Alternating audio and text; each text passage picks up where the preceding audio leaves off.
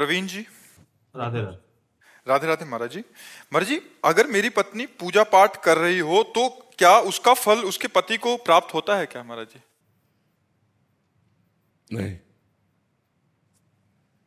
उसका चिंतन, उसका भजन उसको पूरा का पूरा प्राप्त होगा। आप यदि साधन भजन करेंगे तो आपने पाणी ग्रहण लिया है, आपकी अर्धांगिनी उसको प्राप्त होगा। लेकिन उसका साधन भजन किया हुआ वो चाहे आपको दे तो आपको प्राप्त हो सकता है, नहीं तो नहीं। आप चाहो या ना चाहो वो चाहेगा।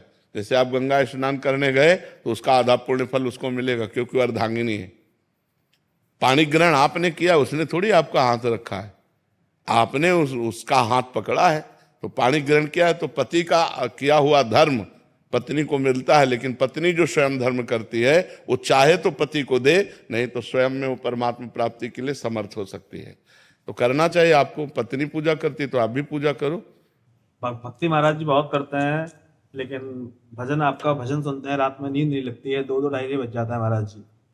भक्ति बहुत करते हैं यार, आज तक हम नहीं कह पाए भक्ति बहुत करते हैं। हमको भी संकोच लगता है कि अभी करते हैं महाराज जी, जितना हो पाता है उतना करते हैं, ड्यूटी के जितना समय निकाल पाते हैं। ये शब्द ठीक है, जितना हो पाता है उतना करते। बहुत करने में तो हम लोगों भी की हिम्मत नहीं इतना कह दें कि बहुत भक्ति करते हैं। आधा पत्नी ले जाती है ना। ना, खूब खूब नाम, भगवान का नाम जप करो। लेकिन रात में नींद नहीं लगती है महाराज जी।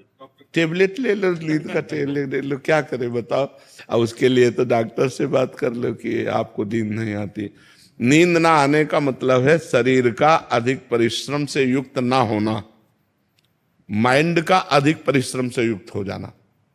अगर शरीर का परिश्रम सही हो जाए और माइंड शांत रहे तो आराम से नींद आ जाए। अब शांत कैसे रहे? मनोराज्य यही सबका चलता रहता है। ये होने के बाद ऐसा हो जाएगा, इतना हो जाएगा, फिर ऐसे हो जाएगा, फिर ऐसा कर लेंगे, फिर वो भोग लेंगे, फिर कोई टेंशन वाली भी बात आ जाती है, प्रतिकूलता वाली। वही सब सोचते सोचते क्या होता है, मन अशांत हो जाता है।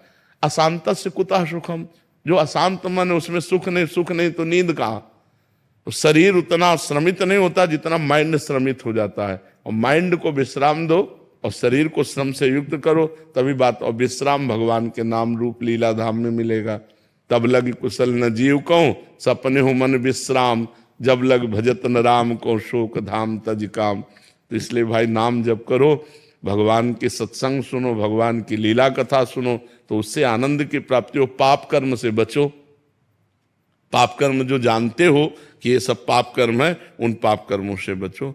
आजकल तो बहुत गंदी बातें चल गई हैं, बॉयफ्रेंड गर्लफ्रेंड, गंदी गंदी गंदी बातें, ये तो बहुत हानिकारक हो गई। ब्याह हो गया पति दूसरी से, पत्नी दूसरे से, ये सब बहुत गलत गलत बातें हो रही।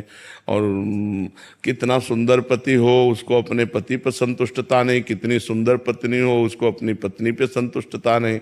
आज हमारे धार्मिक भारत देश में ये जो गंदी बातें प्रचलित हो गई, कितना मतलब अनिष्ट हो रहा है। पति पत्नी पे विश्वास नहीं रह गया। पति वंचक पर पति रति करई, रौ नरक कल्प सत परई। जो अपने पति को त्याग कर दूसरे पुरुष से संभोग करती है वो करोड़ों कल्प तक रौ नरक में डाली जाती है। बहुत दुख मिलता है। पर कौन, जब शास्त्र स्वाध्याय नहीं तो मनमानी आचरण होते चले जा रहे हैं। इसलिए पुरुष को भी चाहिए अपनी पत्नी के सिवा किसी की तरफ गंदी दृष्टि न करे। पत्नी को चाहिए अपने पति के सिवा किसी की तरफ गंदा भाव न रखे। गंदी दृष्टि करने से पाप बनता है, और पाप अशांति, दुख, डिप्रेशन यही प्रदान करता है।